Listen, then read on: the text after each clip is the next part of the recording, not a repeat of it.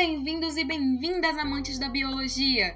Estamos no 8º episódio do Baseado em Evidências, o podcast de divulgação científica da Universidade de Brasília, a UNB, que faz parte do projeto de extensão BioUNB. No episódio de hoje, vamos falar de duas doenças parasitárias, a toxoplasmose e a leishmaniose. Eu me chamo Maria Eduarda e é um prazer dar seguimento ao episódio. Doenças parasitárias ganham visibilidade por apenas dois motivos. O primeiro motivo ocorre quando essas doenças são muito predominantes de alguma região específica. E o segundo motivo é quando ocorrem surtos ou até epidemias em larga escala, como é o caso da doença de Chagas e de alguns surtos aleatórios causados por falta de higiene e cuidados. Vamos falar para vocês um pouco de duas doenças parasitárias que sofrem negligência e até fazem parte de uma classificação denominada doenças parasitárias negligenciadas. Para este episódio, vamos usar as referências do site Center for Disease Control and Prevention, CDC, Centro de Controle e Prevenção de Doenças. Sobre as doenças que falaremos hoje, é importante saber que elas nem sempre são negligenciadas por afetarem minorias, mas por se espalharem com facilidade e em ambientes onde o saneamento básico é praticamente inexistente,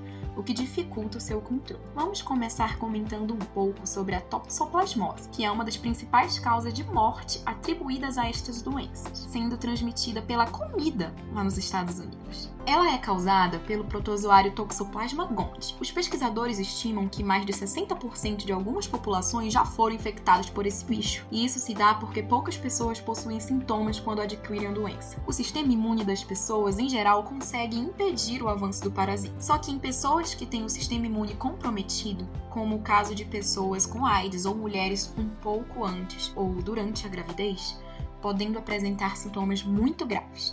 Essas pessoas são um grupo de risco para a doença. Alguns sintomas em mulheres grávidas são aborto espontâneo, criança natimorta, microcefalia na criança por desenvolvimento da toxoplasmose congênita. Em pessoas com sistema imune enfraquecido, como na AIDS, apresentam-se doenças oculares até morte. Infelizmente, essa doença, por exemplo, acaba sendo uma das principais formas de se vir a óbito por contágio de uma forma tão banal como alimentos. Isso em um país como os Estados Unidos. Aqui no Brasil não é diferente, e a principal forma de contágio da toxoplasmose é a transmissão de animais para humanos, mais precisamente dos nossos companheiros que perambulam pela UNB, os gatos. Eles podem derramar milhões de oocistos do parasito em suas fezes por até 3 semanas após a infecção. Oocistos são a forma infectante do protozoário causador da toxoplasmose.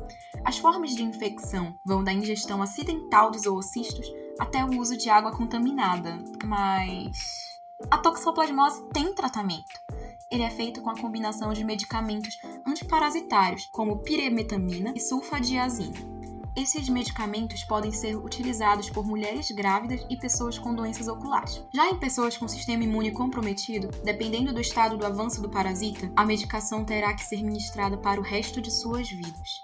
Nós, infelizmente, ainda não temos vacina para prevenir a população de risco contra o toxoplasma. Agora, vamos falar um pouco da leishmaniose, doença causada pela leishmania. Essa doença acontece em lugares de áreas tropicais e subtropicais, o que leva ela a ter uma classificação mais específica ainda, que é denominada doença tropical negligenciada, e é transmitida pela picada de um flebotomínio, um grupo de moscas que se alimenta de sangue. Atualmente, segundo dados do Centro de Controle e Prevenção de Doenças, mais de 80 países registram a leishmaniose no mundo, sendo endêmica em 76 deles. 96% dos casos da variação visceral, a forma mais grave da doença, ocorreram em países em desenvolvimento, como Índia, Bangladesh, Nepal, Sudão e no nosso Brasil. Conforme atualizações recentes do Ministério da Saúde, no ano de 2020 foram registrados em volta de 2.000 casos de leishmaniose visceral no Brasil, a maioria concentrados por ordem nas regiões Nordeste,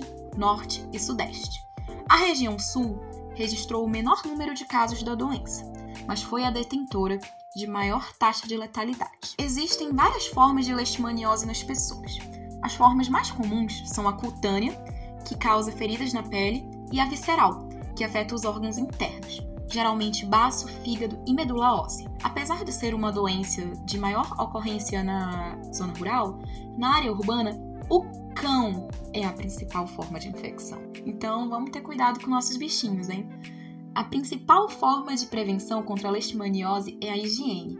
Então, algumas dicas para se prevenir são: limpezas dos quintais, retirada de folhas, frutos, fezes de animais e demais entulhos que favoreçam a umidade do solo, que são locais onde os mosquitos se desenvolvem. Destino adequado de lixo orgânico para impedir o desenvolvimento das larvas dos mosquitos. Limpeza dos abrigos de animais domésticos, especialmente durante a noite, a fim de reduzir a atração dos flebotomínios para dentro da casinha. Enfim, essas são as dicas.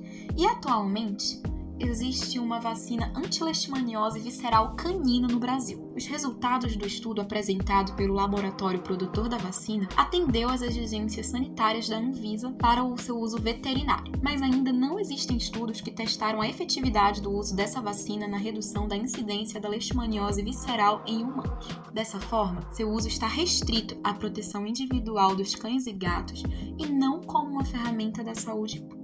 A conscientização e a prática da guarda responsável, por meio da vacinação e cuidados da saúde de cães e gatos, além do bem-estar animal, tem um papel essencial na prevenção destas zoonoses que mencionamos. Os animais de estimação conquistaram um espaço no seio das famílias e a relação entre eles e os humanos é muito estreita.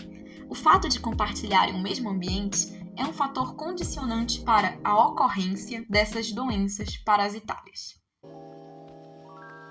Opa! O nosso episódio está chegando ao fim e nós esperamos que você tenha gostado de descobrir um pouco mais sobre doenças parasitárias e como elas influenciam o nosso dia a dia. Não esqueça de nos seguir no Instagram e Facebook no @biounb e no Twitter no @biologiaunb. Se tiver alguma dúvida ou sugestão de tema, deixe um comentário em nossas redes. Tenha um ótimo dia!